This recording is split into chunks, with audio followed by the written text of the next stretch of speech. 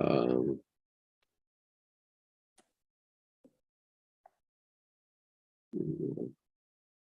get going here.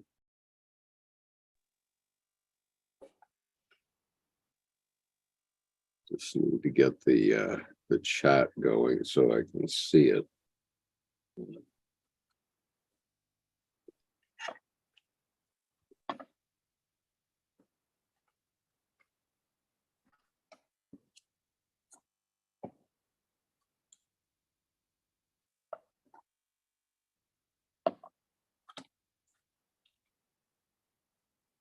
Okay. It appears that we are operational, so I'm going to just put in a good morning to everyone. And we're going to read on. Let's see. So 2 weeks ago, I needed a mental health break last week, I'm sorry to say, and we put things off. But 2 weeks ago, we started chapter 8, which is the conception of God. And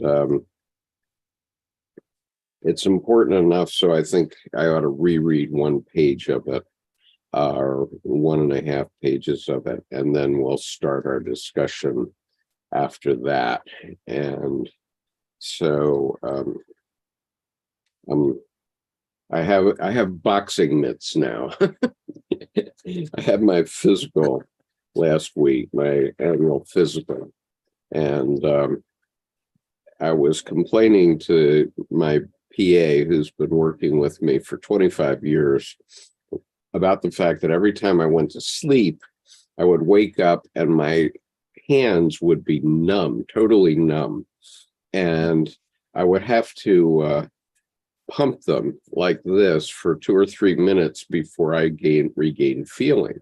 And it's a very uncomfortable feeling. It reminded me of how Socrates described how the hemlock was taking over his body in the death of Socrates. And it really freaked me out. And so she gave me these things. I'm still putting the left one on. But what they do is they keep your arms straight. And it seems I have carpal tunnel after 60 years of typing, which is a great surprise that it didn't come upon me earlier, because I was running a company that was all about typing. It's interesting because that happens to me occasionally, and I had ganglion cysts in my wrists in college, just from repetitive motion in martial arts and such. But then I realized it's more a nerve in my shoulder that is connected to, then I think that nerve through the wrist either falls between the carpals, or I'm not sure. But I'll wake up and I'm like, I don't have hands. I mean, I can see them, but you can't feel them. Well, that's what it is. It's carpal tunnel. And so I've now got these two things. And since I've been using these at night, I don't have to use them during the day, but I decided to use them when I'm typing on the computer. But at night, I'm wearing them to sleep. And since I started to use them, I've had no problem. And so it's very clear that I have a carpal tunnel issue. So moving right along, we are on page 164 of the Conception of God. And I'm just going to read this section, and I'll tell you when it starts to be italicized. And let's see, this is,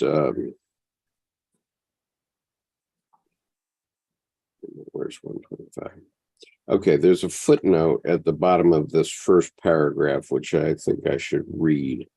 And this is from December the 20th, 1913. So we're still 7.5 months before the beginning of World War I.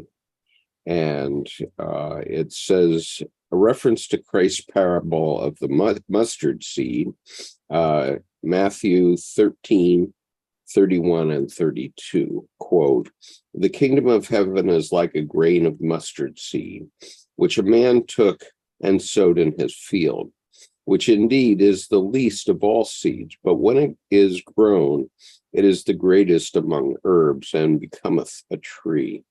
And it's also reference to Luke 13:18 to 20 and Mark 4:30 to 32, in case you want to look it up. And so let me read on. "On the second night thereafter, I spoke to my soul and said, this new world appears weak and artificial to me. Artificial is a bad word, but the mustard seed that grew into a tree, the word that was conceived in the womb of a virgin, became a god to whom the earth was subject." Okay, so that's what the footnote is referring to. "As I spoke thus, the spirit of the depths suddenly erupted.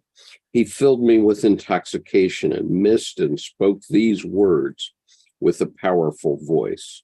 Now, the rest of this is in italics. "I have received your sprout, you who are to come.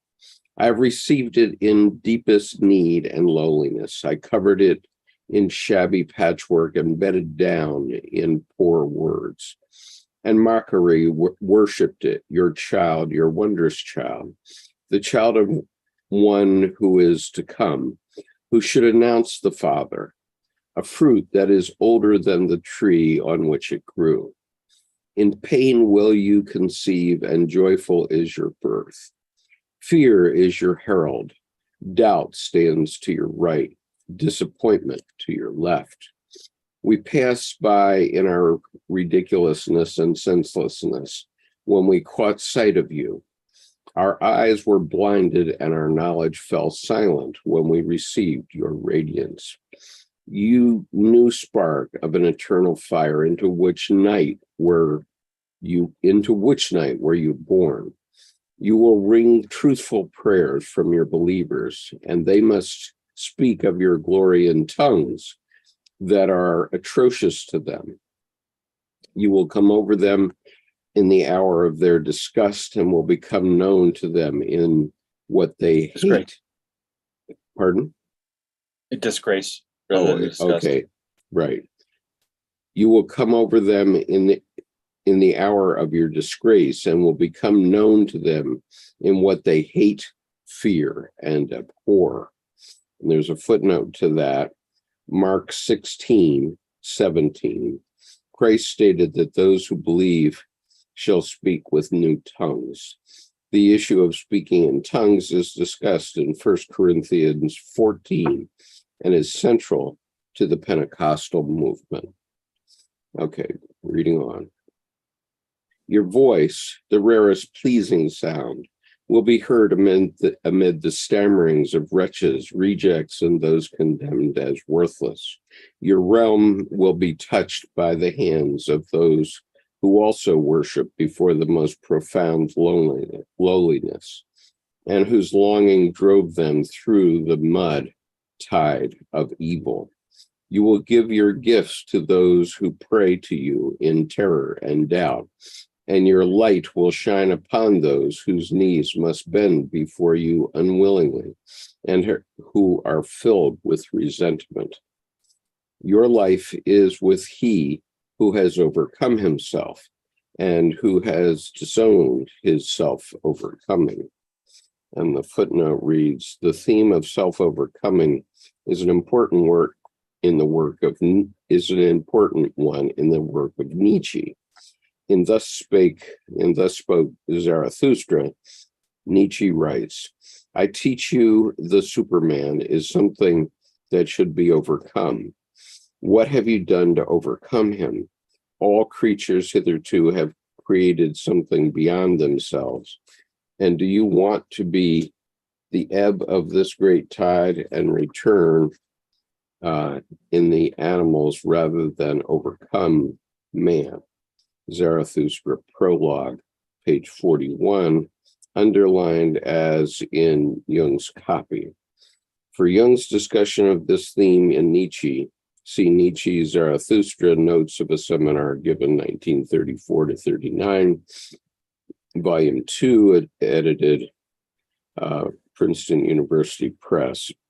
And just for the record, Jung's Thus Spoke Zarathustra is a 200-page long book, but Jung gave a seminar on it for 5 years, and the notes of the seminar are 1,600 pages long. So he had a few things to say about it. And it is really... Go ahead. Well, it's really profound. I've read about half of it, and I made copies of it. But when we moved into our new place, I've misplaced my copies, so I have to make another copy of it. Well, I'm glad you read that footnote, because the whole I teach you the Superman, man is something that should be overcome. The whole thing with Thus Spake Zarathustra was that, the more supreme being of inner divinity, Right. but in a allegorical and metaphorical way, it's almost as literal as Nietzsche could be poetically. And Right. I think that's important. Jung very much was taken with it. I mean, 1,600 pages of, about the 200 pages is Right.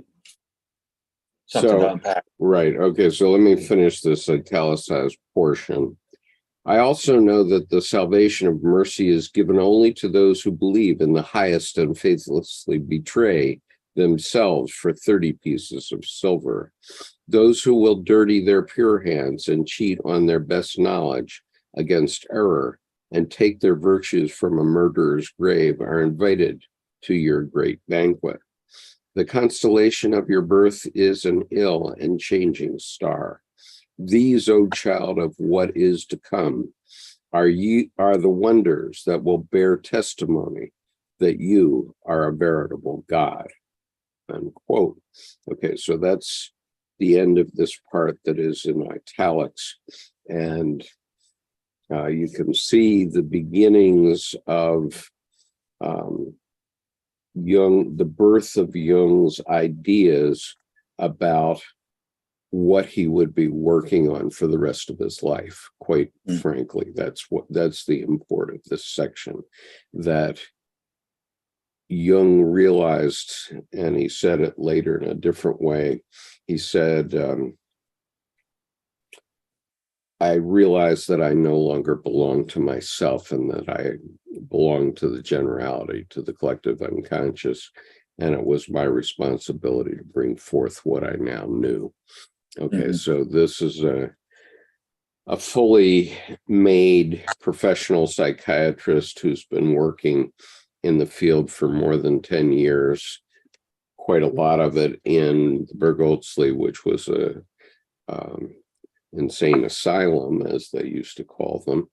And and he actually lived in the asylum with his family. And so he knew a lot about insanity and various things. And so he realized that deep in his unconscious, he knew things that no one else knew. And certainly Freud never knew them, or if he did know them, he denied them. And well, they're almost not topical enough for Freud, because Freud had to explain everything. Jung was comfortable with the not knowing and basically speaking from the center of the ocean. Right. Freud had to be up in the right. Freud had to be floating on the surface in a strong ship, and Jung was down in the ocean of the unconscious, actually experiencing this stuff. And Freud was observing it in his sessions with his clients by his method of the talking cure, which also obviously works to a certain extent, but he had to mansplain everything, whereas Jung never felt the need to fully explain everything.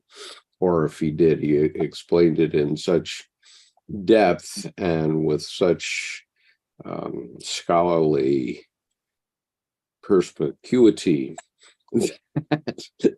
that no one could understand it unless they read for 30 years, which is what I've now done and which Jordan has done. So it reminds me of the cartoon where the biblical scholar looks up and said, well, of course God's a woman, because look at after she said the word, just one word, look at all these men explaining it through all these pages.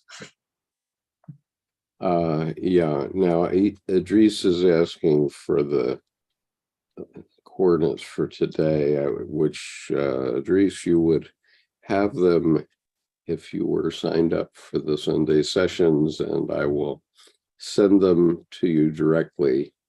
But please do look there in the future and register.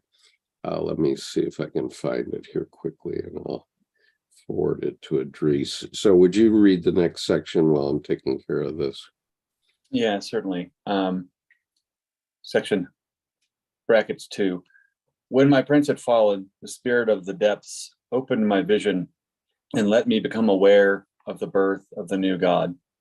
The divine child approached me out of the terrible ambiguity, the hateful beautiful, the evil good, the laughable serious, the sick healthy, the inhuman human, and the ungodly godly. There's a footnote 129, which just references a note. I understood that the God whom we seek in the absolute was not to be found in the absolute beauty, goodness, seriousness, elevation, humanity, or even in godliness. Once the God was there. I understood that the new God would be in the relative. If the God is absolute beauty and goodness, how should he encompass the fullness of life, which is beautiful and hateful, good and evil, laughable and serious, human and inhuman? How can man live in the womb of God if the Godhead himself attends only to one half of him? If we have risen near the heights of good and evil, then our badness and hatefulness lie in the most extreme torment. Man's torment is so great and the air of heights so weak that he can hardly live anymore. The good and the beautiful freeze to the ice of the absolute idea, and the bad and hateful become mud puddles full of crazy life. Therefore, after his death, Christ had to journey to hell. Otherwise, the ascent to heaven would have become impossible for him. Christ first had to become his Antichrist, his underworldly brother. No one knows what happened during the 3 days Christ was in hell. I have experienced it. The men of yore said that he had preached there to the deceased. What they say is true, but do you know how this happened?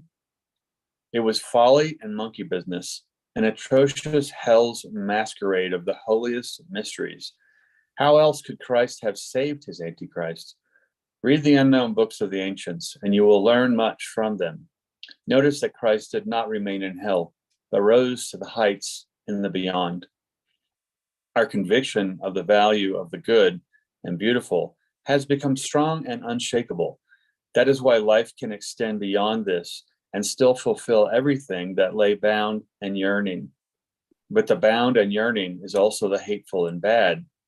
Are you again indignant about the hateful and the bad? Through this, you can recognize how great are their force and value for life. Do you think that it is dead in you? But this dead can also change into serpents. These serpents will extinguish the prince of your days. Continuing. Do you see what beauty and joy came over men when the depths unleashed this greatest war? And yet it was a frightful beginning. If we do not have the depths, how do we have the heights? Yet you fear the depths, and you do not want to confess that you are afraid of them. It is good, though, that you fear yourselves. Say it out loud that you're afraid of yourselves. It is wisdom to fear oneself. only the heroes say that they are fearless, but you know what happens to the hero. Yeah. Okay. All right. Well, let's stop at that point and have a little further discussion here. And welcome, Idris. Have you registered for the Sunday session, Idris? You should have. Yes, I should. Perhaps it's a new year and new coordinates were created, so I'm behind on that. But Okay. thank you. So I say hello to you and also to Jordan. Yep. Morning. Somebody said, Jung for president. Just after a few sentences, he said that no need to be a hero. So he's just talking back, Yeah.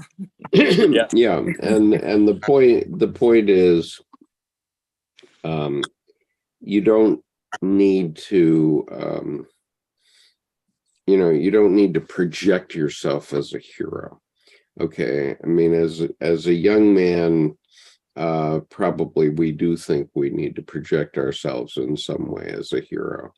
And whether that's as the builder of a family or as a soldier or what, or as a football star in the 8th grade, right?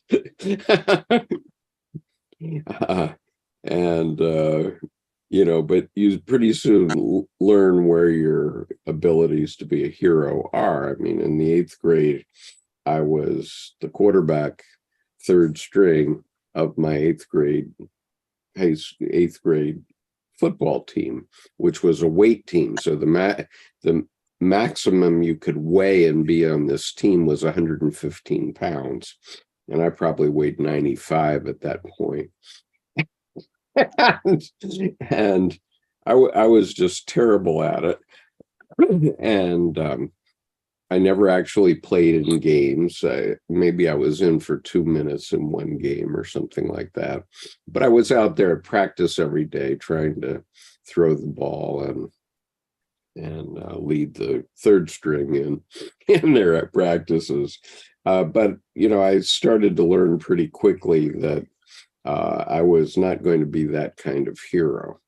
And I swung the other way in the 9th grade. I decided, well, the girls are having a lot of fun as cheerleaders. And my father had been a cheerleader at the Naval Academy. He was a small man. He was only 5'7", my father. And so he had been a cheerleader at the Naval Academy. And so that seemed like an honorable thing to do. And the girls were having fun. So I thought I'd go out for cheerleading. I did that for 1 year. And then the following year, I said, well, doesn't seem very manly. I want to go back to football. So I knew that I couldn't be a back. So I became a tackle.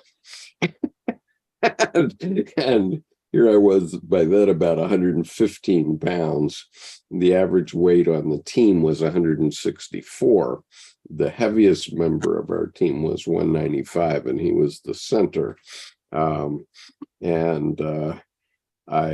again, never played in any games except maybe for 2 minutes or something like that.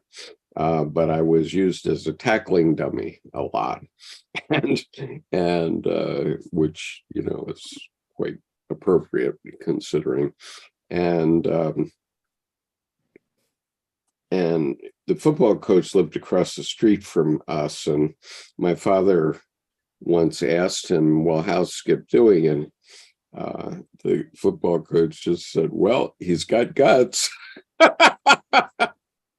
Yeah, that was that. But anyway, then when I moved to my high school in Japan, I did not play football. I became an actor instead, and that was more to my liking. And I still played with a lot of girls. In fact, I got to kiss a lot of girls because my roles as the lover in various plays meant that I got to kiss the girl on stage. That was pretty cool. You exhibit a lot of sportsmanship in all your behavior, so that's just a very strong transferable skill you got.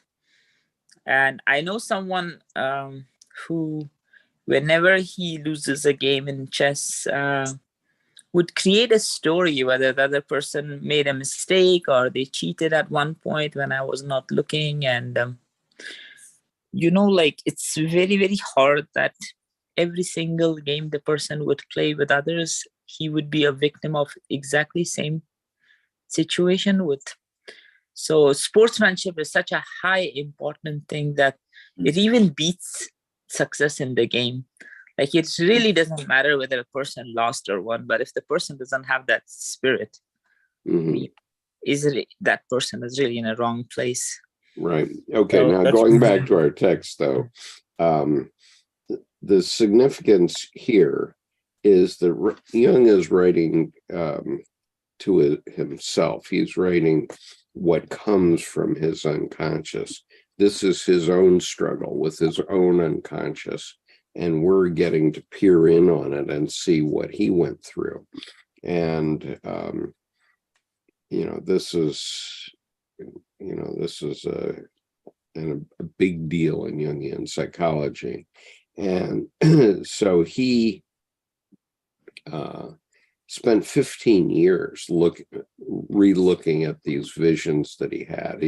He basically had a 5-year visioning period, and then he kept working for another 11 years, writing it down in what we today call the Red Book. Professionals call it Liber Novus, but I do not call it that because I don't agree with that name for a variety of reasons that are beyond the scope of today. But anyway, he was finished by about 1929 when he met the pardon? Alchemy.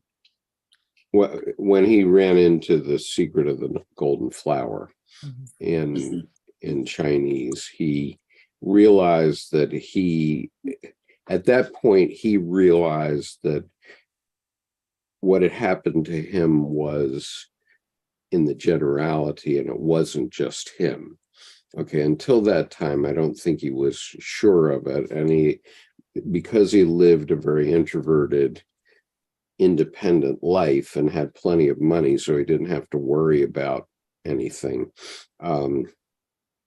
He was exploring these things in his own psyche, trying to understand them.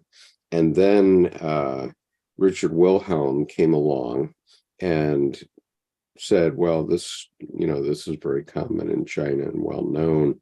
And then he started to realize that it happens to everyone. But he had spent a decade translating alchemy. He created a lexicon of about 10,000 words and phrases used in Latin and alchemy, among other things. And so by all these means, he was gradually circling in on what is it that happens to all of us. Okay. And he here was Jung, right? Not Wilhelm.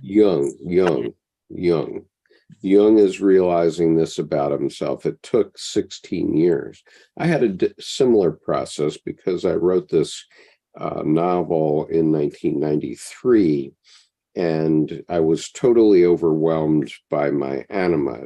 I call it the autobiography of my anima for that period of time, and which was basically a 30-year period in my case, where she was kicking around in my unconscious, and all of a sudden in 93, she came out and said, I want you to write my story. And so she basically possessed me for 8 months.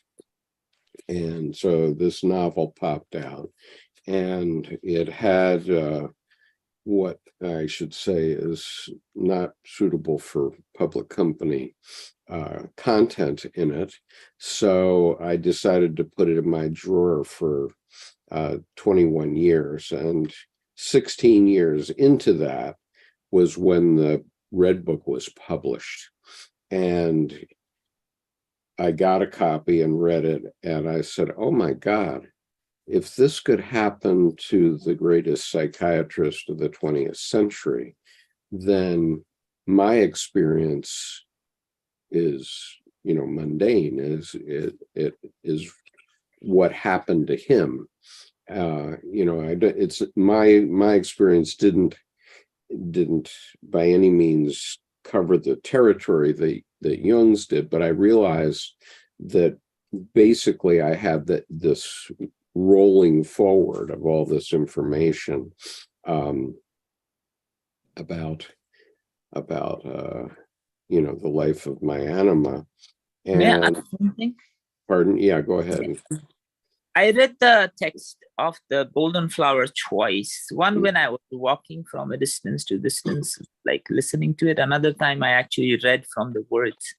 So eventually it just ends in a light that's golden. It's like within. But I didn't understand how it would actually connect with Red Book.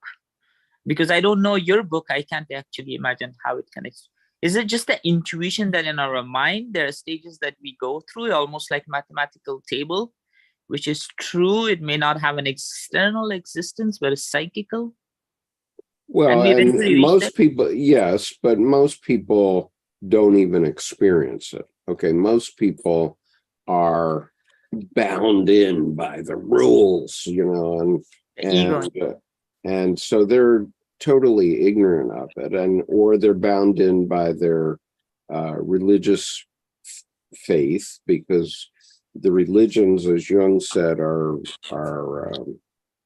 great examples of what he's talking about there.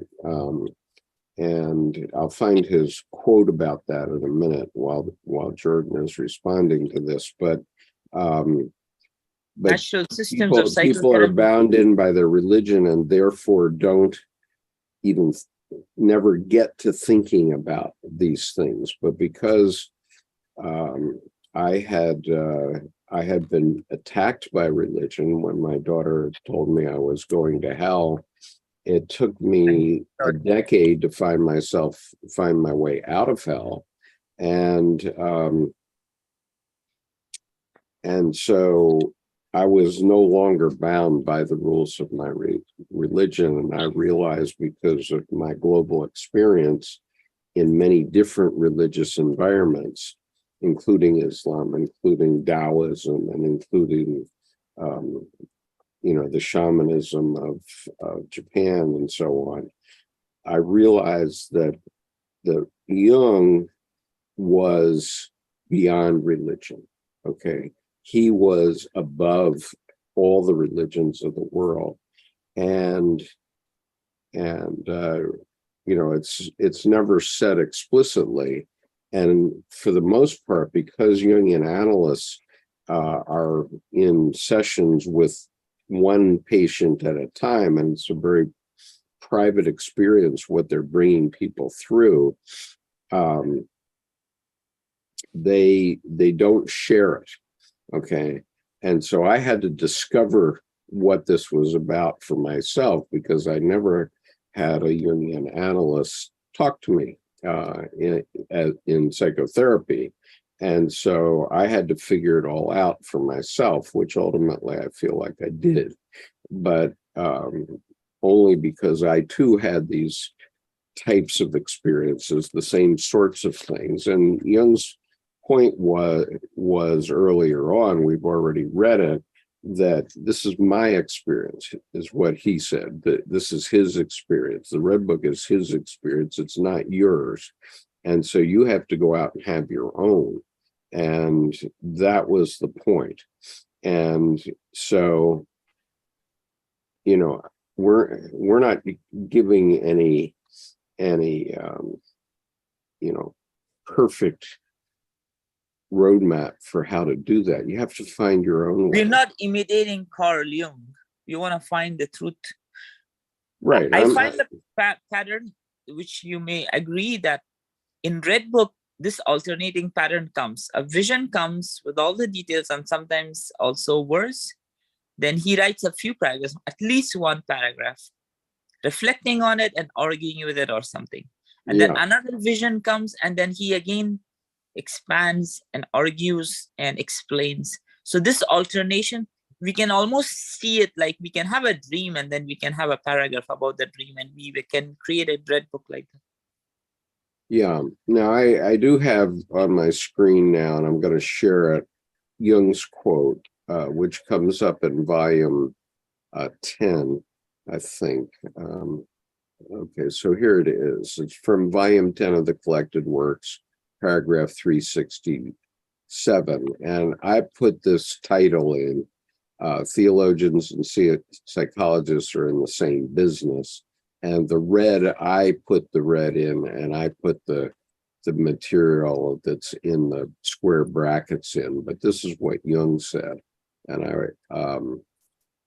for thousands of years, the mind of man was worried about the sick soul, perhaps even earlier than it did about the sick body. The propitiation of gods, the perils of the soul, and its salvation, these are not yesterday's problems.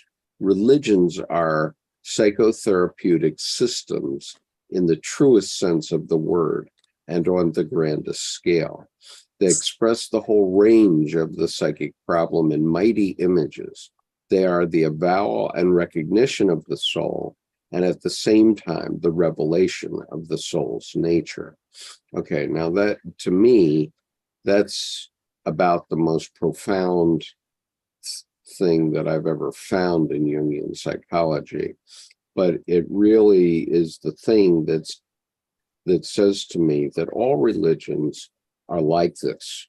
They developed in different parts of the world, so they look very different, in the same sense that white people look different from Black people and different from Asians, but at the deepest level, we're almost identical. Okay, we're almost identical. And you can trace our mitochondrial DNA back to a single woman who lived 200,000 years ago. Okay. Instincts are common, DNA and emotions, facial expressions. Everything is the same. I mean, Japanese and Chinese laugh at jokes pretty much the same way I do. And you, being an Afghan refugee, you laugh and joke around pretty much the same way as we do, right?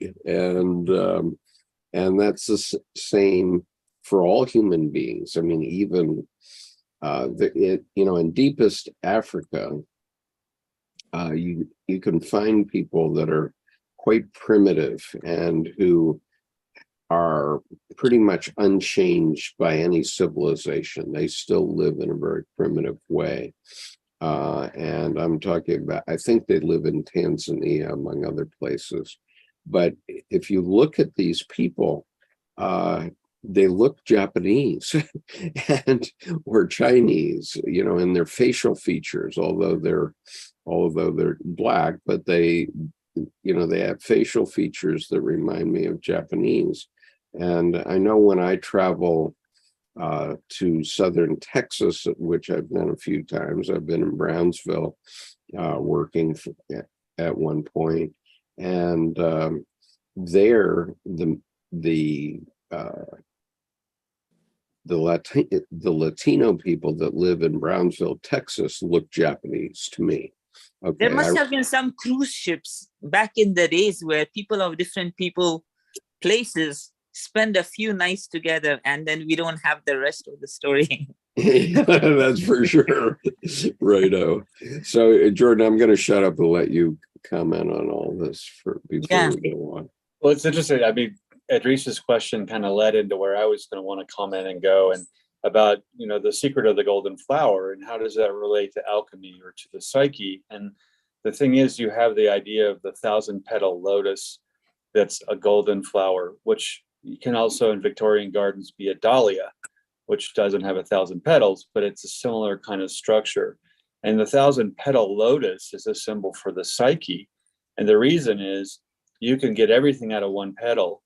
You can get the whole flower in one view, but when you start to count, I don't know of many people who will make it to 1,000.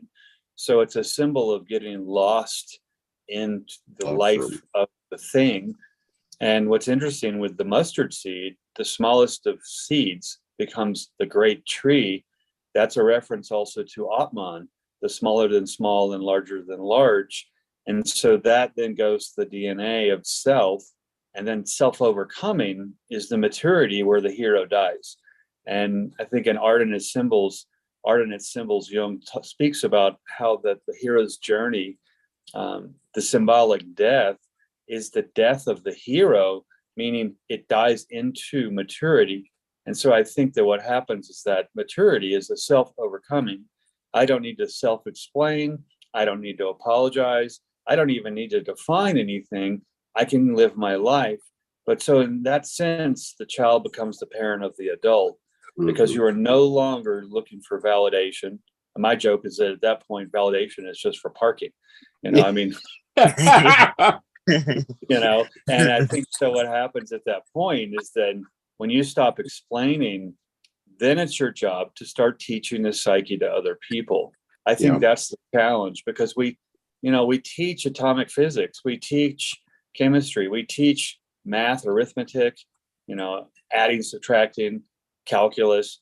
And what's interesting is that, I read a quote the other day. It's a French philosopher. I now can't remember his name, but he said, we hand down these scientific, fact-based things generation after generation, book after book. But with the psyche, it's like we have to rewrite history in terms of chemistry, and no one teaches people how to be a good parent or a good child or a good alive person. And so I think the challenge is how to share that maturity when you have it, and then also to not make that statement sound too conceited and too quote unquote mature, like there's some maturity certificate on my wall. It's that it's always complete, never finished, lifelong from that point. So then you're not trying to achieve, you start to find currency of value in the process, which I think goes back to that 1,000-petal lotus, secret of the golden flower. And the process of, well, how do we know it's 1,000? Well, somebody counted. Well, the thing is, the reality is it's a metaphor for a lot. Absolutely. A lot of, in China, they also say 10,000 things. Yeah. So that's usually they meant lots of things. Yeah, they just meant a lot. The vision and the infinite number. So your concept of the alternating, Idris, just one last little piece tip. The alternating the vision or dream, the expression, the vision, the explanation, the vision, each of those is one petal, and it's the top, the petal, the expression is you see the top of the petal, the dream is the bottom of the petal. So you have both sides of each of those 1,000 petals, and you picking up on the alternating, that kind of repetitive, meditative discipline, physically or in terms of, or intellectually thinking or feeling, it puts you into a trance. And so you don't make it to 1,000, but you get lost, as you were saying, Skip, and you become the general. And it's something that applies to all of us. So I think So there's some interesting comments here on YouTube. So I'll just read them out. Enlightened Philosopher asks, who has read the Red Book? Well, first of all, I don't have to prove this because on this YouTube channel, you will find my full reading of the Red Book without this commentary. So it's quite clear that I read it. And you may read it in that playlist if you want, without Jordan and mine and Idris's commentary. But we decided that it would be useful to read through it again, but with commentary. And so that's what we're doing now. Now, beyond that, I'm about 50 pages away from completing my reading of the entire Black Books, which are the raw material from which the Red Book came. And they're Dr. Jung's own clinical notes of his conversation with his self, which are 7 volumes long. I've read all but this last 50 pages that I'm finishing up. and probably we will continue using those in the future, but we still have quite a bit of the red book here. We are less than halfway through, and as you see, my red book is very seriously marked up. And this is my reader's edition. My good red book I keep on a podium all by itself. But Idris just brought up an interesting point about the third eye, which is the opening through which the top of the Kundalini comes. right. And in Egyptian pharaonic structures, you get the uraeus, URAEUS, which is the cobra head coming up out of the third eye. Well, that's the top of the Kundalini. So what's interesting about that is that itself, the snake comes out of the flower. So the third eye is the flower, and then the Kundalini emerges from that. So in a sense, you have the flower and then the pistils, with the stamens all around it. Right. So that comes up as Idris put, as in yoga. And that then connects to the general psychic portion, which is the frontal lobe. So you get the one and the all in the pineal and the frontal lobe as well. So John T says, in response to this question, who has read the red book, she says, not me, I can barely afford my phone internet bill. Well, you could read it right here, as I said, anytime. Then she says, I suppose out of authentic self is one, our projected self is an imposter. Even Elvis ended up as an Elvis impersonator, which is quite true, I think. And the seeds. That's actually a really good point, because right. if it's persona, the surface is not generated by the substance. But she's right with Elvis, where once he kind of petered out and he had no more creativity, he was imitating himself to keep performing instead of watering the garden, using his creative drive.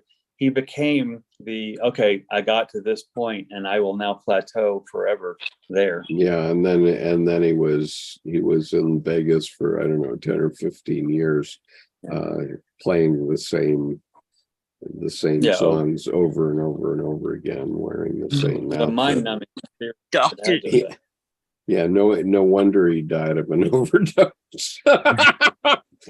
Well, yeah, Dr. Jung warned of associating or identifying ego with persona. That was one thing he said can destroy your life. Yeah, if you think your ego is your persona. Sorry, go ahead, Jordan. Yeah. So the other thing John T said was the seeds of an apple grow more apple trees. They don't grow more apples. They grow more apple trees. So anyway. Well, that's important. I mean, because the ego and the persona is a mask, and a persona is superficial surface, whereas the ego and developed ego strength is the surface that comes from the substance. So it changes along with the inside as it goes along. It doesn't need to have 365 days of Halloween every year. And so I think that ego and ego strength, I hear people kill the ego, and I don't think anyone should amputate any part of their psyche, because the ego actually is, I also call it boundaries or self-identity, because the ego should look just like you. And I think what happens is ego strength then means you can listen more deeply because you're not threatened. Whereas egomaniacal, which is thrown around just as much as narcissism these days, is that's you're everyone's good at something and you're just really good at being a rumpus. It's like, so that's, I think, an important point, Idris, the ego versus the persona. Because the persona is basically chaff off the wheat. It's just throw it up in the wind and it flies away. Whereas the ego would be the wheat and the nature of it, but not the wheat itself. So I think there's distinction there. Right. And before the reading begins, just one last question. As a tarot reader, where is ego? Things happen to ego, but ego is probably just the observer, right? If I come to read my tarot card to you, are you talking to my ego, or are those cards my ego, or I'm the ego, or I'm the persona? Where's No, your ego? ego is your ego. Your ego is your ego, and the cards are the cards. And there's the dance of the influence of the alchemy of you, me, the cards, your ego, mine. And my ego has to stay out of your way, because otherwise I'm going to have a power of suggestion, which is really dangerous to everybody, because your maturity is different than mine, neither higher or lower. So to me, it's not that the cards are the ego or the ego are the cards. At that point in a reading, that's where attributions all become BS. Things are what they are, instead of, oh, this is this and this is that. There are no synonyms. There are things that are synonymous that dance together, but they're not the same thing. Right. And so From my perspective. I have to apologize to Jonte because I got his gender wrong. And so that will, I hope that I'll remember that in future, Jonte. To identify, and he says, to identify with the self causes error and hubris, but humbly seeking the self seems to let you reflect on it. Then I would say yes, but I would add too, rather than humbly seeking, I think it goes deeper than that, where it's living the self rather than seeking the self, because you will continue to discover while you seek, but all that occurs as you're living the self, rather than trying to get a certificate of, oh, I finally found it, because there's nothing to find other than to discover that you're already alive. Right. And Enlightened Philosopher says the book is quite challenging to understand properly for non-English speakers. Well, I would observe that the Red Book has been translated into many languages, and I can't say what your nationality is or your first language, but I know that it's even being translated into Chinese because one of our Wisdom Path speakers is the man that's leading that exercise. He lives in Macau, and so his name slips my mind for the moment. But anyway, I know that it's being translated into Chinese. I think it is translated into Japanese. I know it's been translated into Portuguese and many other languages. So perhaps you can find a version of it in your own language if English is not it. Because my problem is this: I either speak or have spoken 5 languages in my life: Japanese, Chinese, Arabic, French, and English. And last week I found myself teaching to an English as a second language class where most of the students were Spanish speakers, and one was a Hindi speaker, as it happens, but I'm trying to study Spanish right now on privately through the Pimsleur method, which I regard as being very good. But I know that from my own experience that I often can get these words confused in my mind, and I find myself speaking Japanese and then coming out with a sentence in Chinese or something like that, and it gets quite confusing if you. Well, and that's I will say too. I mean, from my perspective, the comment of that it's difficult to read in English. Honestly, I grew up in academia, and I have an immense vocabulary and an attention to, oh, I've never seen that word before. And so instead of pronouncing it the way I think I would, I actually have to read the word. And so I think even in English, if I come out of my background, most English speakers, first language, would look at this and they would have problems, not just with the words, but even the concepts.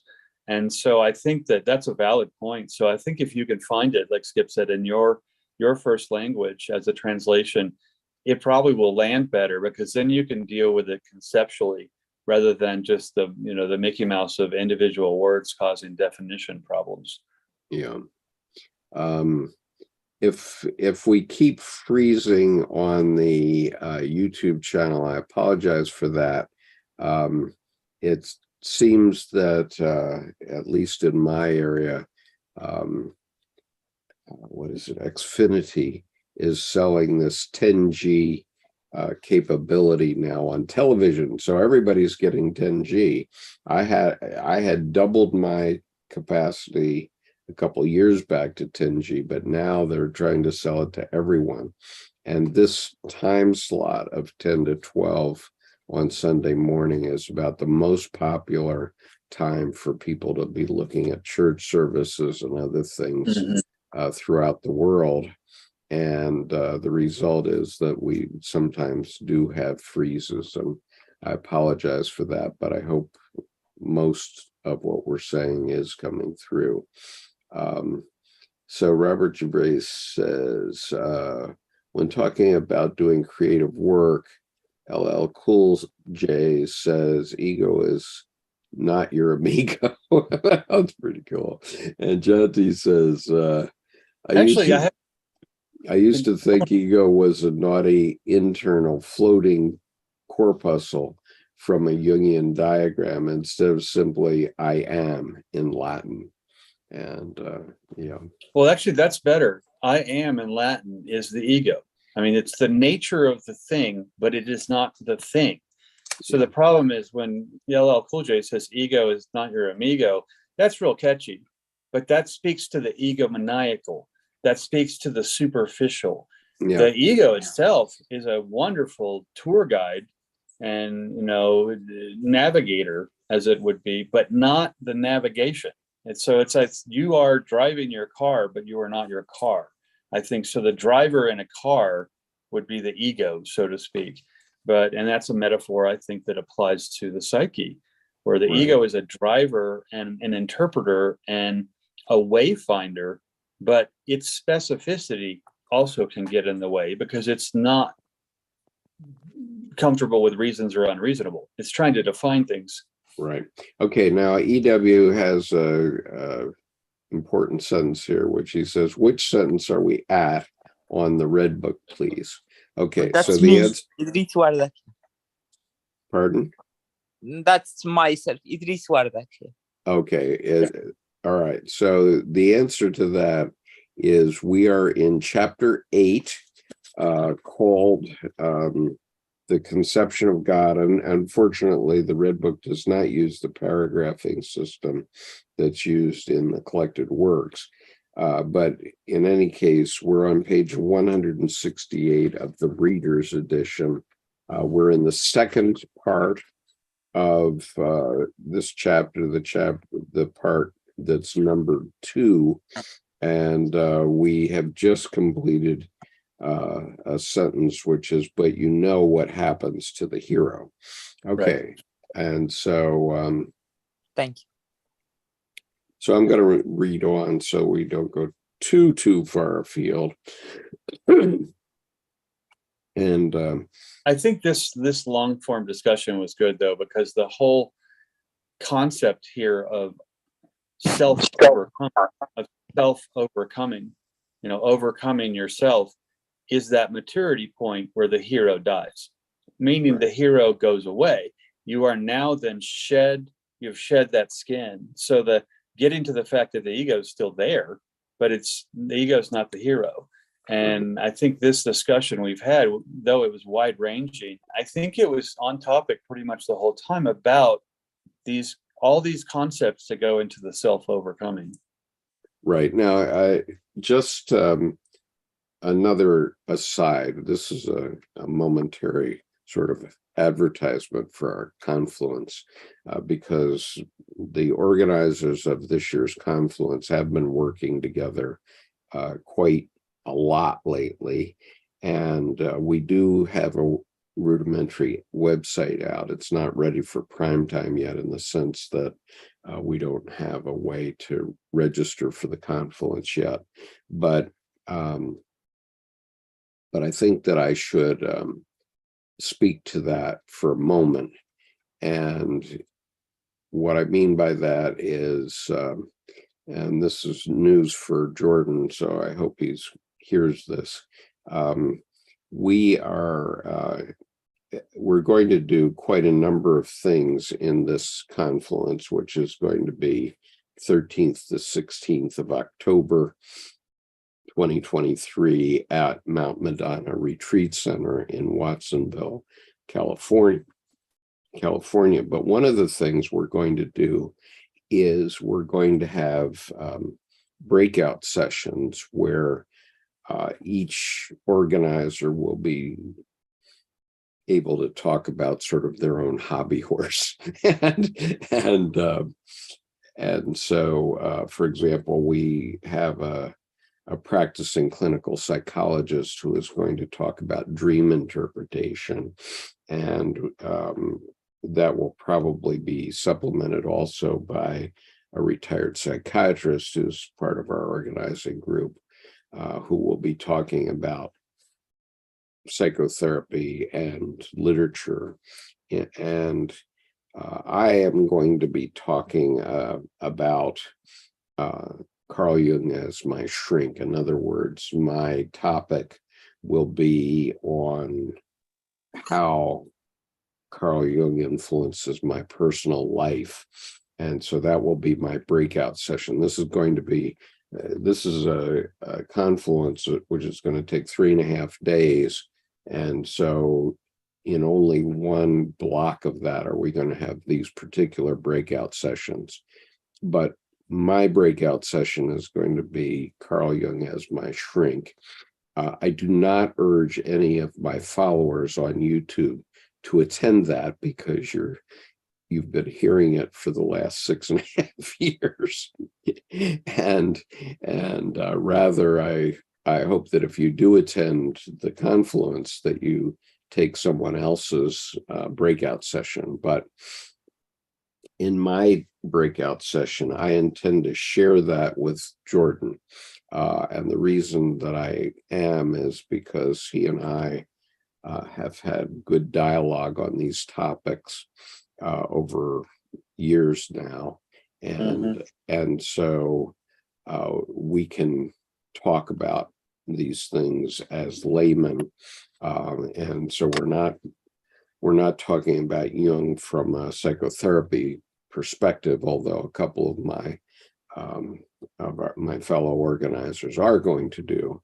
And so I would urge you to either go to one of their breakout sessions, or if you're one of the regular followers of this YouTube channel, I urge you to think about registering for one of their breakout sessions, and not for my breakout session. But I will put on the YouTube chat now, and I'll put it in here also, the tentative website that we've got going. It is not complete. It's a work in progress, but you can take a look at the lists of our organizers and get some of the information. So I'm going to do that now. This has been an unpaid announcement, and attendance will probably cost, we haven't decided whether to charge $500 or $1,000. I think several of us think it should cost around $500, plus your lodging and food, which is going to be taken care of by the retreat center. But so here is the link. Comments, Jordan? Oh, no, I heard the advertisement. To me, what's interesting is growing up with a dad who taught Greek tragedy at a university, among other things. When I would start talking about psychology, he would just get pretty stirred up. And I think really what that was a symbol of how much Freudian and behavioral nonsense was permeating what the society thought about what psychology was. But if I look at that, you can learn psychology through Greek tragedy. And that's the thing is, though, it stops the end of the story is the maturation. It stops at the hero dies, or the shiro, either way, dies. And what's interesting about that to me is it's just like a movie where, for 2.5 hours, there's this relationship forming, and then, oh, poof, they live happily ever after. Like, oh, 60 more years after just 2.5 hours. And there's the whole process of, living that occurs, I think, in Greek tragedy, as well as the die. Yeah. Okay. So I did just check the YouTube channel, and the link that I put in does work properly. I hope that the link that I just put into the Zoom chat also works properly, but I haven't tested that. Confluence23.org. Yeah. But that's the address of it, the URL of it. So moving on. So that's a work in progress. We are meeting in California in the first week of April to finalize some planning. And so the website is going to be developing over the next 2-3 months. And but you're invited to take a first look for those who want to. Okay, reading on.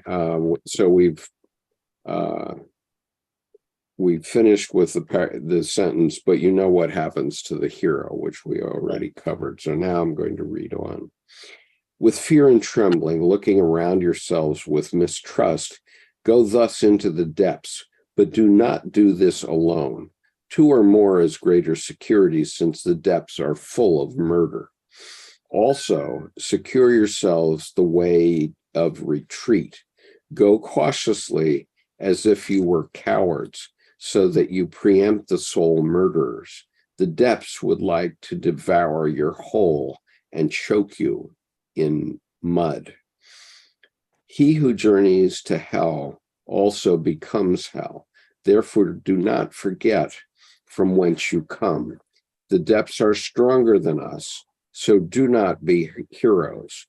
Be clever and drop the heroics, since nothing is more dangerous than to play the hero. The depths want to keep you. They have not returned very many up to now, and therefore men fled from the depths and attacked them. And when he says, therefore men fled from the depths and attacked them, the religions are, a response to the depths. And well, and that speaks to the status quo piece, where people get afraid of something that's new, and like Mark Twain said, everything's a crack idea until it catches on. So I mean, it's the kind of thing where if the status quo can't sit back and not be terrified by something that's going to shake their very foundation, well, there's a seismic force going on of change, and it occurs all the time. And if we get too attached to staying in one spot, that's the concrete shoes kind of thing, and that's deadly. Yeah. And Idris says on the YouTube chat, was it a fallacy by Hillman asking us to develop archetypes and live an archetypal life that would create inflation, and archetypes can be destructive? Well, I agree wholeheartedly that archetypes can be destructive, and we have to be able to come out of them. Okay, and so in that sense,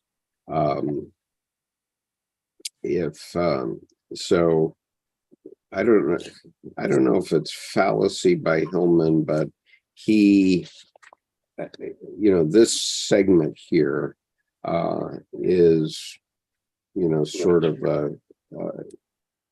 psychotherapist or a Jungian analyst full employment suggestion, and saying that you have to have somebody to go with you. And yes, it's not a bad idea to have somebody go with you in one way or another. And we can talk about tandem active imagination, which I've done a number of times successfully. And that's the plane pulling the glider on the wire method. And then there's the certainly go alone. But like Jung, I mean, with Hillman, I don't think it's a fallacy. I think he's the living the archetypes. That's a collective or communal personality, the big picture pieces. And like Jung said, do not identify with an archetype. Do not Right. try to become an archetype lest ye be dissolved. So the whole Right. dissolution of people not coming back. You get over the hero's journey, you mature, and the hero goes away, and you stop explaining. But then you dive deeper, Right. and you get dissolved differently. So Right. I think the creation destruction is important. I mean, it can't just all be overcrowded. Having been taken over by an archetype at one point, I think of archetypes as kind of like records in a jukebox. Once they grab you, they're going to play all the way through. So for women, the most common archetype is mother. Okay, so once you become a mother, you are a mother for life. That record is going to play to the end of your life, no, without fail. But not all archetypes are like that. So my archetypal possession was by my anima. My anima possessed me for 8 months. And she literally, I mean, I've talked about this at length in other videos, so I'm not going to talk about it further today, except as an explanation of what Jung's saying here. But my anima, she took over my life for 8 months, and I was able to control it by devoting 2 to 3 hours of writing to tell her story every day. But I couldn't not do it. I had to do it for 8 months. But when I got to the end of her story, when the record played and was finished, then it was over. And I question on that. Do you think you were taken over by the anima or the lover archetype? Because the lover would also be the murderer, soul murderer. No. It was not the lover. It was definitely my anima. It's the autobiography of my anima for 30 years, basically. Okay. But as it developed in my unconscious, okay, so it stemmed from something very deep inside me, an experience I had when I was 15 years old with my father. And it came through very loudly and very clearly, because, mind you, I also lived in Japan for 5 years as a businessman after having spent 3 years in high school there. And so everything in my novel is true as it happened to me. Okay. Well, it's like, everything's true. And then with a writer embellishes, they say, no, it's true the way it happened. It's just more true the way I tell it. Right.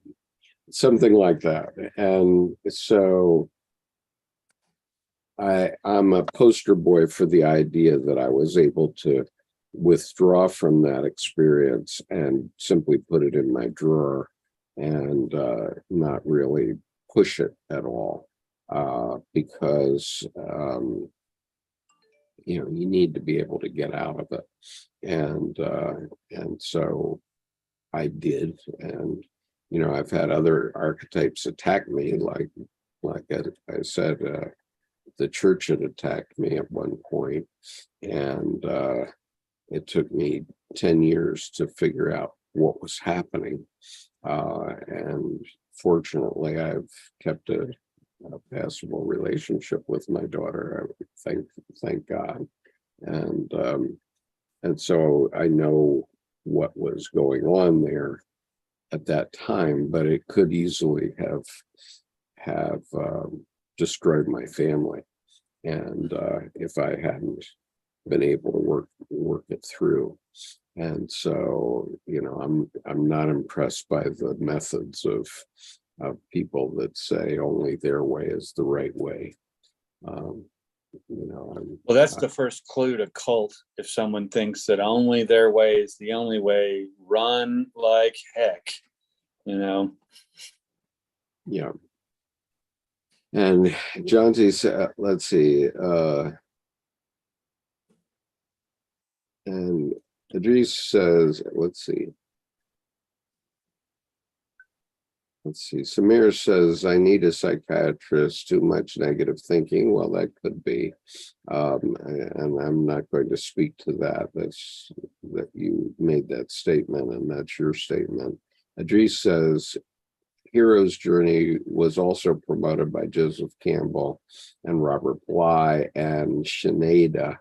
And yeah, and I agree with that. And Clarissa Pingola Estes and Anais Nin and right, and many others. And we've evolved beyond that now, it seems to me.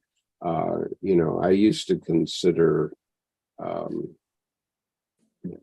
Joseph Campbell my mentor, and I still love a lot of his work. And I love not the novel, the biography of Joseph Campbell called Fire in the Mind. I read that very early in my process, and it's a wonderful, wonderful book.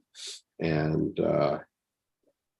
the point is that we all have a fire in our mind, and you can read Joseph Campbell's experience there, and it's a great book. I literally read it driving down the road through North Carolina. At one time, fortunately, I did not kill anybody at that point by reading while I was driving, but it's a very powerful book and caused me to do that. So anyway, John Z says, Jordan's comments about the tragedies is actually within one. Hamlet says, quote, the play is thing to cut the conscience of the king, unquote. And Idris, many politicians who were assassinated were victims of being possessed by archetypes or victims of assassins who were possessed by that. Yep, JFK is a perfect example. Susan says, I lived the wounded child archetype until age 30. I was able to withdraw from that and heal. And John T gives her a heart, which I also give her my heart. And she says, oops, the age was 40. 30 was a typo. Idris, the comment guides us about active imagination. The depths are stronger than us. So do not be heroes. Be clever and drop the heroics, since nothing is more dangerous than to play the hero, the depths. And Idris, again, want to keep you, the adepts want to keep you. They have not returned very many up to now, and therefore men fled from the depths and attacked them. And that's what. And I think that's the boyish and girlish charm of don't go too deep. That's when you're still terrified. That's when you're still threatened. But there's scuba gear, or there's, trance states where you don't need any scuba gear. Go as deep as you want. You're not going to lose yourself. So I think that psychic crack or break that some people have, well, that's the sensationalist headline to don't go deep. But then you turn the other side of that coin, and the hypocrisy of that is, oh, but you need to be creative and you need to go deep. Well, it gives people talking out of both sides of the mouth statements. And that's another trickster to foil people from maturity and letting the hero die. I think there's a lot of, oh, be careful, tread as a coward, be careful. Yeah. Well, yes, the tallest blade of grass is the first to get cut. But right. And this is why I have left my 2 books of the 4 that I've written under a pen name. Okay, because I want to be careful about how they can take me over too if I'm not careful. Well, the thing is too, I find two modes with a pen name. One is fear and one is strategy. the fear one is, I don't want to destroy my career. But yours is more the strategy of, I don't really want to listen to you trying to destroy my career, because it's and I think that's important. That's important. And that still applies to my life. And I have experienced this recently. It's the real reason why we didn't have a session last week, where I could have been the hero and tried to see something through, but I decided to withdraw because I have more important things to do than what was happening at that time without further explanation. Your example is a wonderful teaching tool for people too. When they're too stuck for too long and just trying to gut it out and have, stick-to-itiveness, well, that ends up being a false sense of loyalty. And the biggest betrayal is that you're betraying yourself. And the problem is that can only then leak out into the place that is causing that and make that toxic. So then you can blame, but the reality is it's all you. So it is all you. Yeah. This is not good for me. Water conforms to its cup, and I am not going to swim in this cup any longer. And you got out. And I think that's an important thing, to be able to cut bait. Yeah. So Idris says the spiritual life, only those commands that they say do this in a dream I find trustworthy. And in psychology, if someone says do not do that, do not do that, creates a split libido, which creates problem rather than help. Better say do this than saying do not do such and such. And Jonty, slow is smooth and smooth is fast. That's a firearms maxim, apparently. Okay, moving on. So we've read the sentence, the depths want to keep you. They have not returned very many up to now, and therefore men fled from the depths and attacked them. Now reading on, what if the depths, due to the assault, now change themselves into death? But the depths indeed have changed themselves into death. Therefore, when they awoke, they inflicted 1,000-fold death. We cannot slay death, as we have already taken all life from it. If we still want to overcome death, then we must enliven it. And there's a footnote here. The reference is to the carnage of World War I. Well, in that last sentence, if we still want to overcome death, then we must enliven it. So there's the story of the resurrection. Truly. And that's the thing is, though, it's not overcoming death, it's transcending that passage to move forward into the next passage.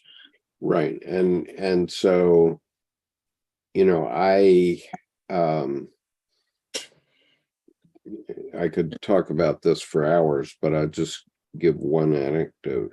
When my father was dying, he was in a ICU in a hospital in the Syracuse area. And we had visited with him, and we knew the end was near. And we went home and we were eating sushi, which we'd gotten at the local grocery store, which was one of his favorite dishes.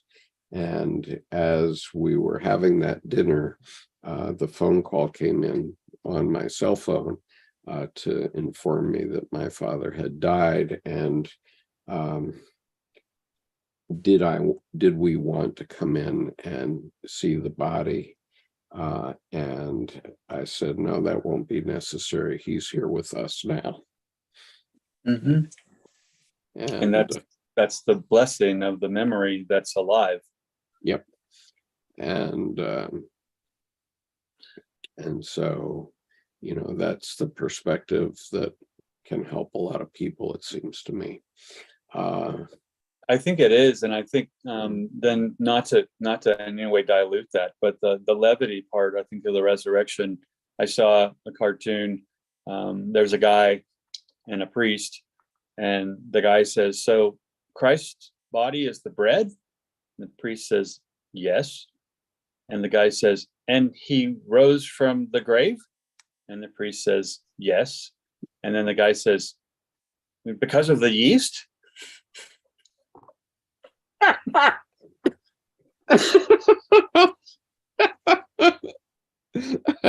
Oh gosh, okay.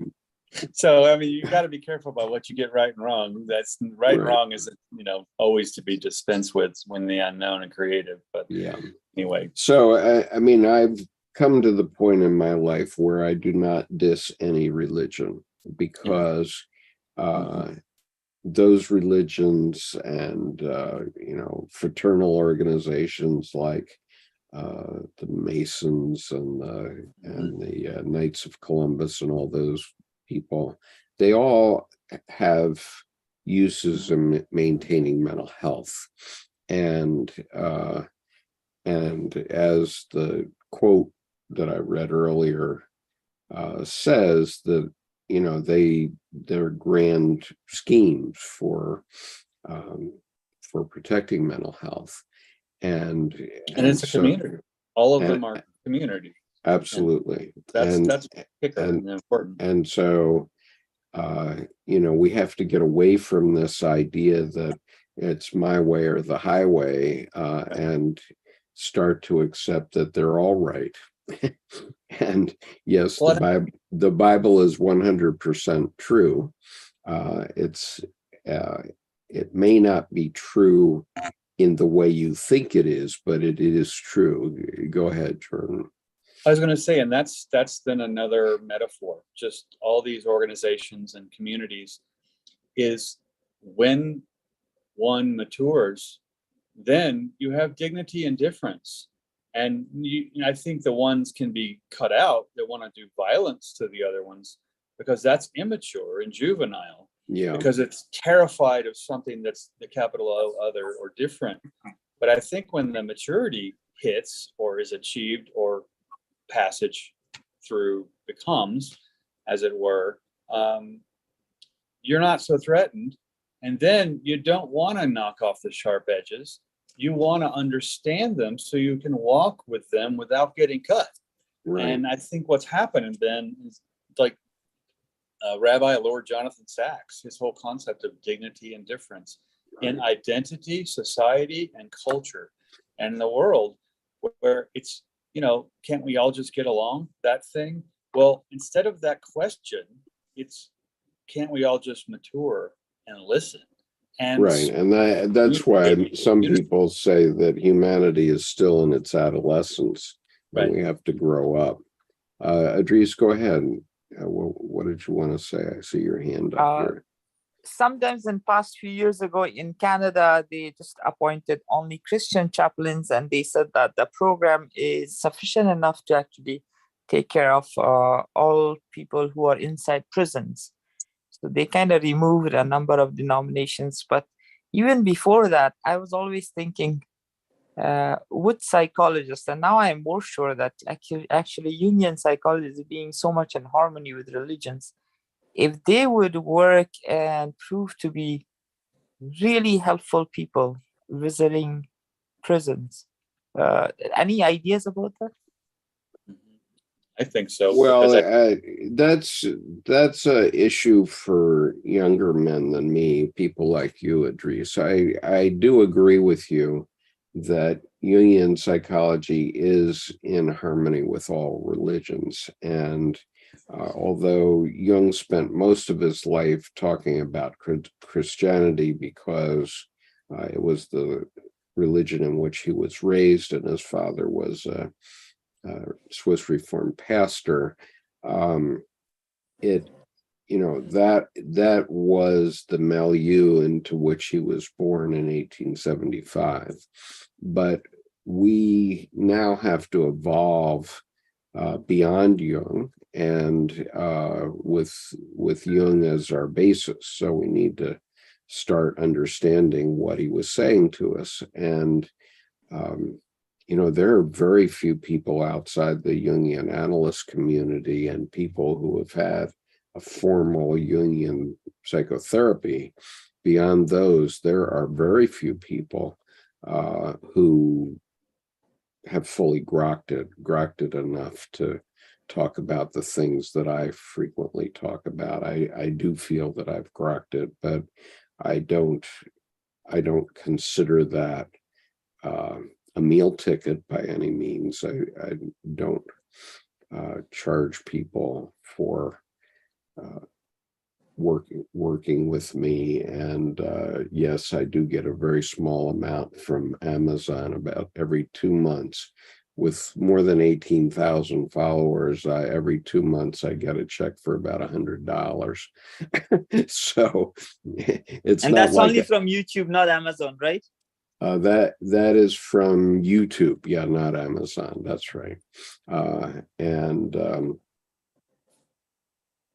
And so I get a little bit more on Patreon, about the same amount of money, but I do have some Patreon followers who donate to the cause, but the sum that's involved is again about $100 every 2 months. And so if it's maybe $100 a month, it's certainly not enough to compensate for the time and effort that's involved, not to mention the costs. Well, you've never asked for any donation. You're doing very well. And Sonu Shamdasani and his group are actually asking. I don't know how well they're doing by asking.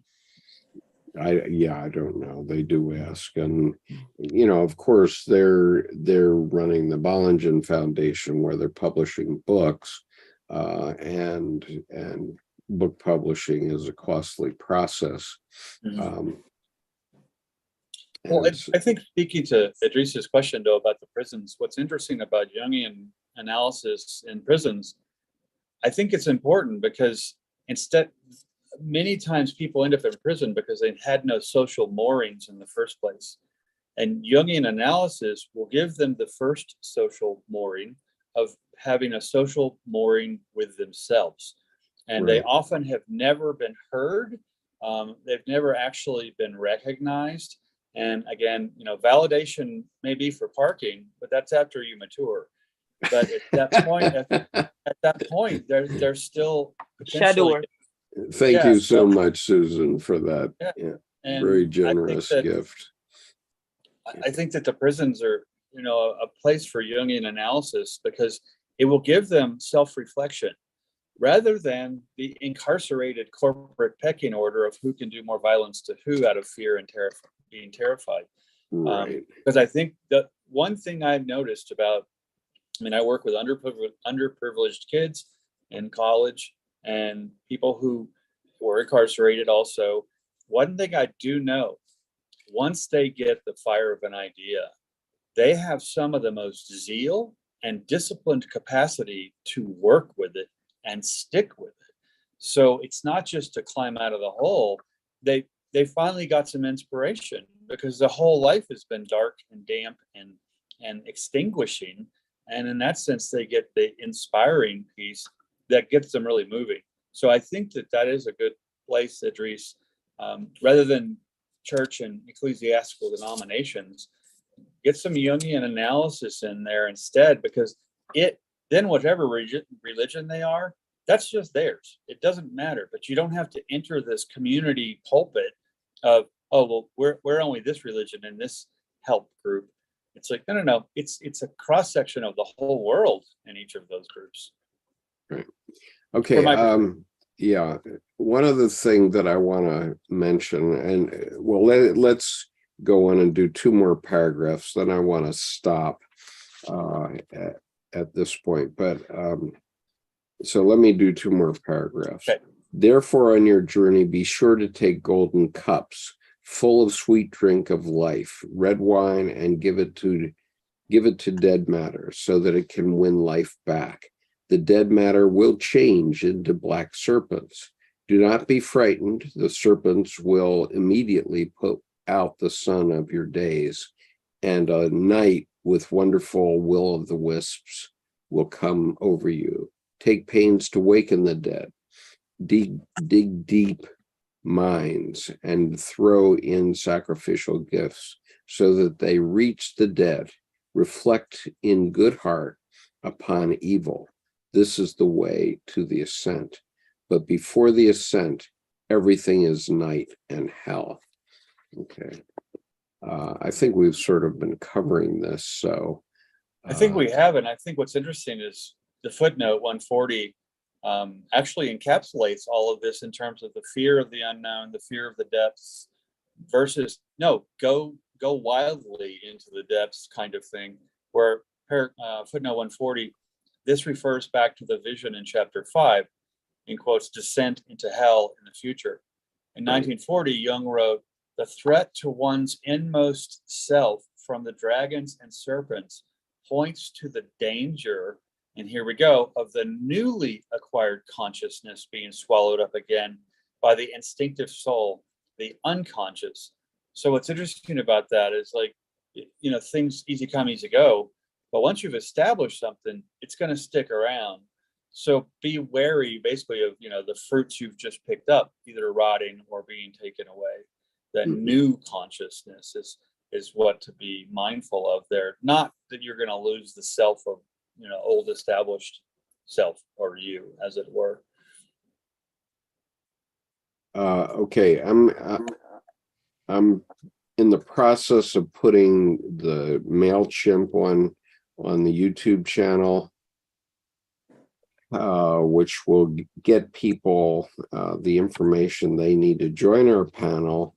All they have to do is register for the appropriate thing on that MailChimp list, and they will receive a notice every week on the relevant part of what we're doing. I do want to mention that we have a Wisdom Path segment, which is going to be on March 11th. That is a Saturday, and it is going to be at 1 p.m. Eastern U.S. time. I'm trying to put some of the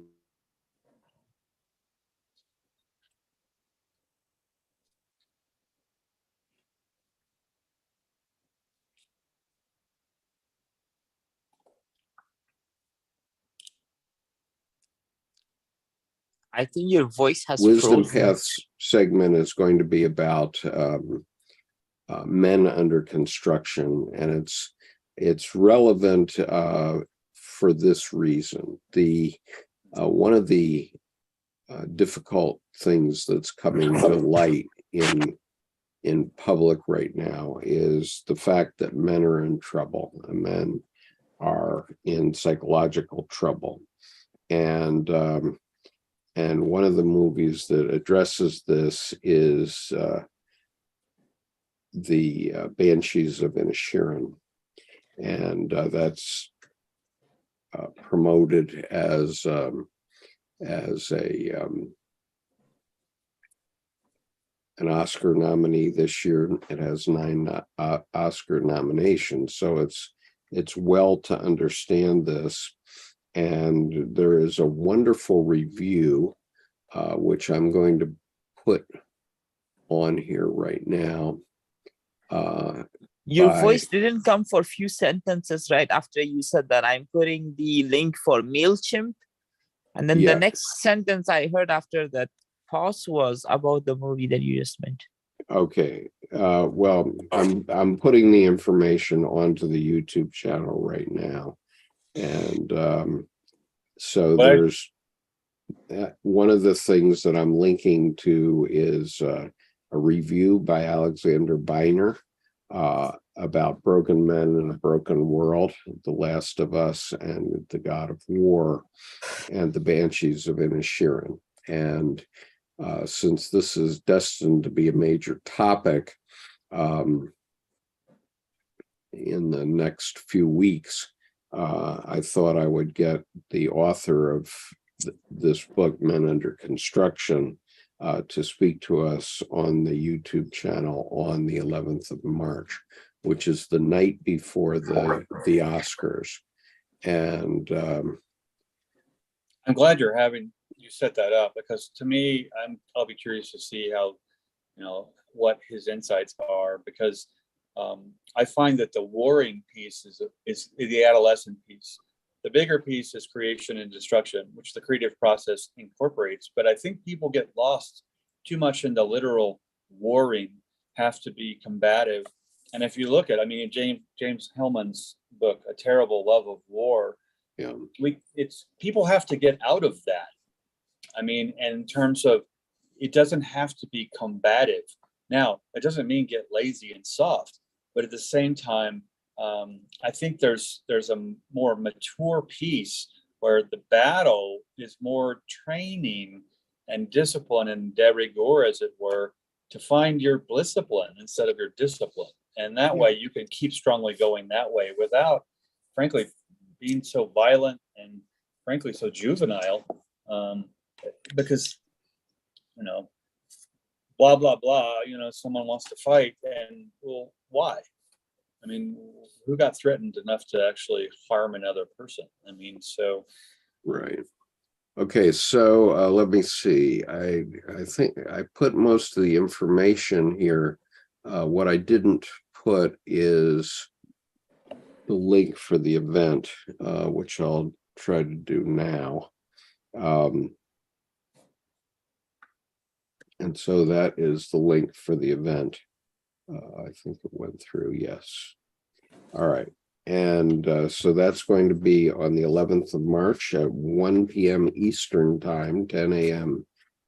California time, and 9 a.m. Alaska time, 8 a.m. Honolulu time, and going across the world. If you're outside the United States, I'm sure you know how to work with American time zones.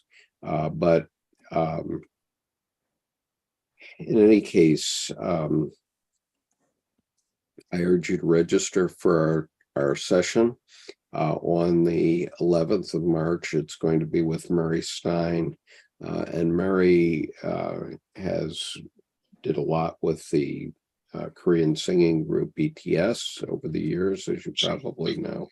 And his interview about from BTS about BTS is the most popular video that we have on this YouTube channel. I think there have been over 11,000 hits on that interview, which you can find on this YouTube channel. But if anyone's not familiar with time conversion, literally go to Google and just put time conversion, and it'll give you a chart or a way, and you can even put your time zone and your time and just put, what is this time in Eastern Standard Time or EST? right. Because it'll just give you the time, because then there are plenty of conversion software things out on Google. Well, and plus on smartphones, most smartphones have a world clock, and so you can check your time zone. Well, and if you RSVP and then add to calendar, it will automatically add it in the calendar time zone that you have set up in your calendar. It'll convert it.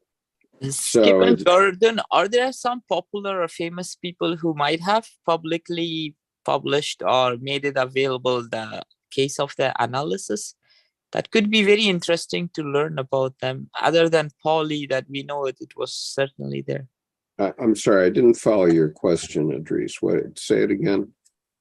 Is there any or a few famous or popular people whose life is already well known to readers, but if they have been generous enough to share their Jungian analysis in form of a book or something online, that people can go and have a look and how it looks and learn things from them? Other than Pauly, I don't know any other example. Well, I think that's a wonderful question, and that also kind of flies in the face of client privilege, where, you know, and even if they change the names, which they could, someone could then understand who that analyst was, and then if they found their client list. I mean, there's a discretion piece there. I agree, it would be very, very helpful to see it, but like when any other professional, in a sense, it's kind of like professional secrets, as it were, and the privacy of the client privilege. So I think it kind of can run both ways, but I think the legality of it, someone would probably have to relinquish a license, maybe. And I don't know about the insurance considerations, but that has that's a big question, I think, Idris, where yes, the information would be helpful to learn, which then I think puts then to people go to Jungian analysis and find out there. Yeah, now there's Or search yourself, because it's there too. Yeah, well, I think that, in terms of what Dr. Jung said, Chiron is publishing the collected works of both Murray Stein and Marie-Louise von Franz, who wrote a lot about these things. And obviously the books that we mentioned about Joseph Campbell and Hillman are all very important in their own ways. And to the extent that I have said anything negative about Hillman, his work is extremely important, and I urge you to read it. And I don't want to diss it in any way. I just want you to have a full perspective, and to have a full perspective is not easy. So you just have to get into all this material, dive in, wherever you are, just dive in and start reading, and eventually it'll all come to you. Yeah, I think Idris's question spoke to, are there client files available online that people could read to learn? And I think other than Jungian analysis, going to analysis, there probably are some, change the names kind of thing, but I don't know of offhand. Yeah. So John T asked me if we have scholarships, and all Wisdom Path sessions are free, and they're not paid. We do not pay our speakers if they choose to insist on being paid. They don't appear on our Wisdom Path.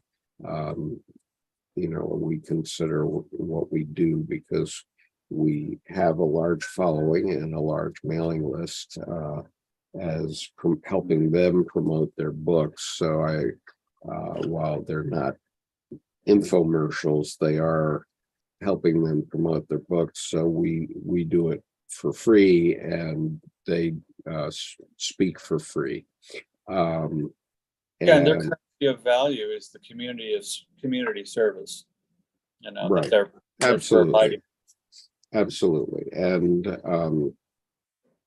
there is a Wisdom Path playlist on this YouTube channel, so that you can see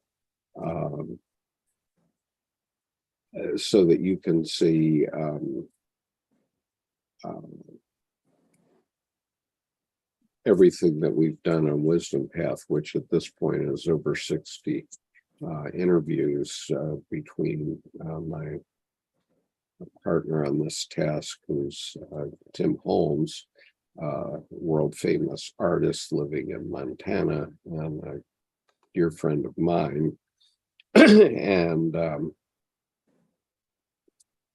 and so most of the stuff is available for free. You can go to, I think, archive.com and find many of the books are available in electronic form for free. And as you probably know about my YouTube channel and my Dropbox, if you're a member of my Dropbox. And if you're not a member and would like to be, just send me an email and I'll see to it that you are. And my email is readily available on this YouTube channel if you know where to look. And if you don't, you should learn where to look. Thanks for today. I beg your pardon? Thanks for today. Yep, you're welcome, and thank all of you. We didn't get through too much. We got through most of 4 pages new.